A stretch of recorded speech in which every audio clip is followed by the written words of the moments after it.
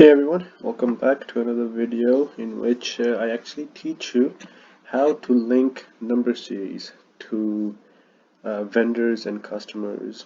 Last time when we created a number series, they were linked to creating automatic increments of one unit number and adding that to the next purchase invoice, for instance. So if you were to create a purchase invoice as a user, then it will take the last invoice number and it will add a one number increment to it, and then the next purchase invoice would actually have a new number. So similarly, we can do the same thing for customers and vendors. And if you don't know actually how to create number series and you stumble upon this video of mine before I can actually teach you how to configure number series, then you should reflect back on the older video.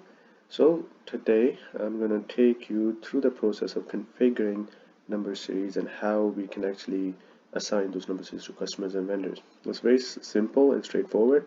It takes less than even a minute to actually assign them. So first thing we're going to do is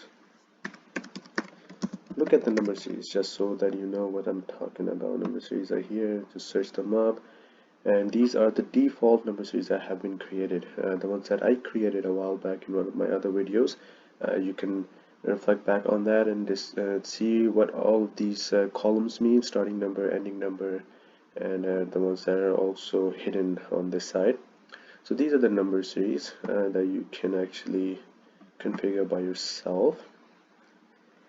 So right now we will look at purchase and payable setup. So in here you actually assign the number series, and this is when you're purchasing and making payments, so it will automatically create the number series. So last time we created the number series, but we didn't really assign them. In this window you will see the vendor numbers. They're assigned as VEND, and there's a number associated with it. The invoice number is the posted invoice number, and the credit memo, so P for purchase credit, P for credit purchase credit plus. So these are the number series that were created already. So when you want to configure the vendor number and the purchases, invoices, number series, then this is the setup that you do, and it's that simple. You simply create number series and you assign them. And similarly, if we actually go to the sales,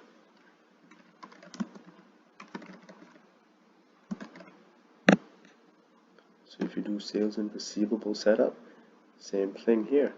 In the dimensions, actually, let me just talk about dimensions as well. These are the two dimensions that you can have or assign to the customers on their own. So when you make a customer, it's a default dimension that gets populated or incorporated into their customer card. If you don't want this selection, and if you want to actually assign a dimension during a invoice perhaps, then you will have that in the general line, and you can select that dimension once dimensions are set up. We will also talk about how to create dimensions and the dimension values. So going back to number series, as you can see, customer numbers, there's a number series associated with the customers that was already created on the video that I had shown you earlier. They also have a lot of other things associated with it. That really comes down to your client. And for us, at least, the major things that usually a client would worry about is the customer numbers, invoice, posted invoice, credit memo numbers. So these are 3 or 4 things that they would worry about. So this is how you configure number series, and that's how they're related to customers and vendors.